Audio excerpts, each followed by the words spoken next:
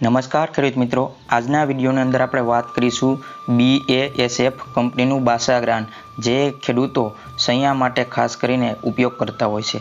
પરંતુ જે બાસાગ્રામ હોય છે તેનો આપણે સ્પ્રે જો મગફળીની અંદર કરવામાં આવે કે અન્ય પાકોની અંદર કરવામાં આવે તો જે સૈયા હોય છે, ખાસ કરીને જે નિંદામણ આપણે એક ખૂબ જ નડતું હોય છે. કારણ કે જે સૈયા હોય છે તેનો આપણે જો હાથ વડે તેને લઈ લઈએ તો તે 3 થી 4 દિવસની અંદર પાછા ઉગી નીકળતા હોય છે.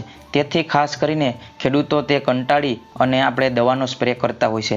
પરંતુ ઘણા ખેડૂતો જે બાસાગ્રાનનો ઉપયોગ કરે છે તો તેનું રિઝલ્ટ કેવું છે અને આપણે જે ખેડૂતોથી આપણે લઈ અને માહિતી આપને મળી તે પ્રમાણે જો આનું રિઝલ્ટ કેટલું આપને મળે જે સૈયાની અંદર આપણે છંટકાવ કરવામાં આવે તો આજે આપણે વિડીયોની અંદર વાત કરીશું. તો વિડીયોના અંત સુધી બન્યા રહેજો અને અમારા ચેનલની અંદર તમે નવા આવ્યા હોય તો ચેનલને પણ સબસ્ક્રાઈબ કરી રાખજો. તો ખેડૂત મિત્રો, BASF કંપનીનું જે બાસાગ્રાન આવે છે તેમાં ટેકનિકલની વાત કરીએ તો બેન્ટાઝોન 48% SL ફોર્મમાં આવતું હોય છે અને તેનું ડોઝ હોય છે તે 70 ml આપણે પ્રતિ પંપ છંટકાવ કરવાનો હોય છે.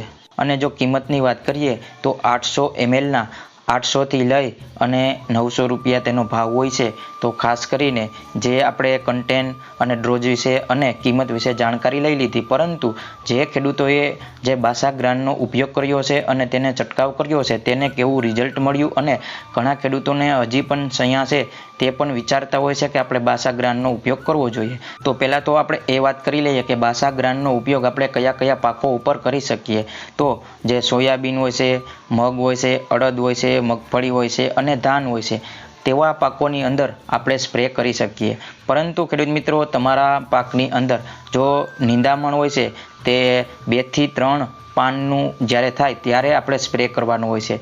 જો ત્યારે સ્પ્રે કરવામાં આવે તો આપણે સારું એવું રિઝલ્ટ મળતું હોય છે.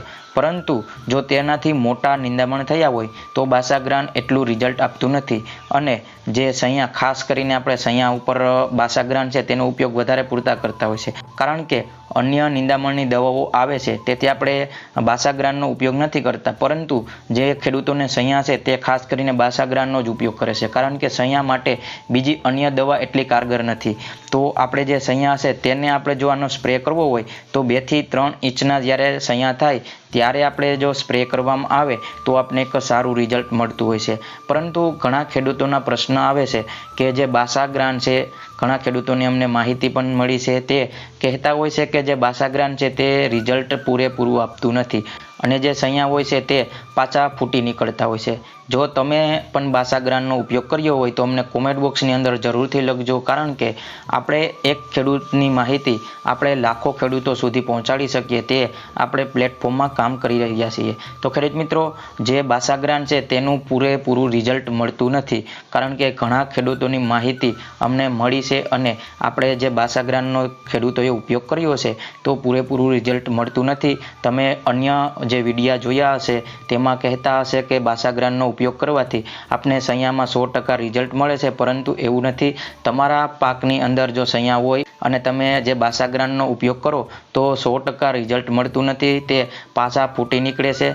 જો તમારા પાકની અંદર સૈયા હોય અને તમે તેને સૈયાને બાળવા માંગતા હોય જો ટૂંક સમયમાં, તો તમે ઉપયોગ જરૂરથી કરી શકો છો. કારણ કે 100% જે સૈયા હોય છે તે બળતા નથી અને 100% અન્ય નિંદામણ હોય છે તે પણ તે બાસાગ્રાનથી બળતા નથી. તો ખેડૂતોથી જાણકારી લઈ અને આપણે આ વિડીયો આપણે બનાવીએ છીએ. તો જે ખેડૂતોએ બાસાગ્રાનનો ઉપયોગ કર્યો છે તેને કેવું રિઝલ્ટ મળ્યું છે, તમારા પાકની અંદર કેવડા જે નિંદામણ થયા ત્યારે તમે છંટકાવ કર્યો અને તમને કેવું રિઝલ્ટ મળ્યું તે ખાસ કરીને અમને કોમેન્ટ બોક્સમાં લખજો, જેથી કરીને અન્ય ખેડૂતો સુધી માહિતી પહોંચાડી શકીએ. તો ખેડૂત મિત્રો, અવનવા વિડીયો જોવા માટે અમારા ચેનલને સબસ્ક્રાઈબ કરી રાખજો. સાથે સાથે બેલ આઇકનને પણ દબાવજો, જેથી કરીને ઝડપથી વિડીયો તમને મળી રહે. અને ખેડૂત મિત્રો, આ વિડીયોને દરેક ગ્રુપમાં શેર કરજો, જેથી કરીને અન્ય ખેડૂતોને પણ આપણે મદદ કરી શકીએ. હાલ વિડીયોમાં આટલું. ધન્યવાદ. જય હિન્દ. વંદે માતરમ.